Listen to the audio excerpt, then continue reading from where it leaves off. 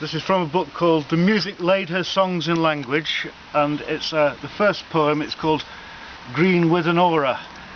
Withens refers to the willow trees, like we've got. These are not the weeping willows, but the goat willows that you find in little pockets on the moor edge.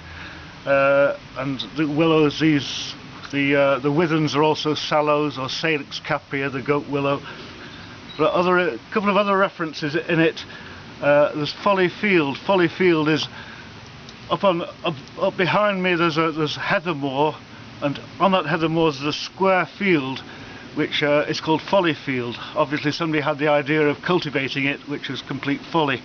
But an old man who's now dead told me that early in the 20th century there used to be fairs there. They'd have stalls and games and sports. They'd also have brass bands up there. Another reference, which is technically nothing to do with brass bands, is the Butterley Marine Band. Butterley Marine Band is a fossiliferous strata that runs along this moor just near where I'm standing. Anyway, this is Green with an Aura. I had been following, or so I felt, a futile so-called calling and a false trail, and I had failed. Footloose I lay and heard another sweet cascade of little falls, and something solitary, smaller, the green withens aura.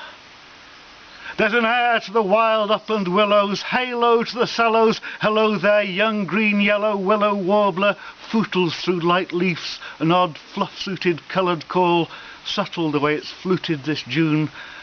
An air of blue veils the face of the daytime moon, the young out of a bog-edge nest are flown. An air you feel is like benevolence, if you could only cage it like a lark in pastoral romance.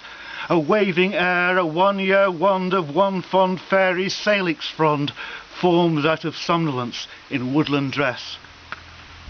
And in coincidence, another air, another day, on Folly Field I almost heard the Butterley Marine Band play, with the shine blown away with the fairies in the shale.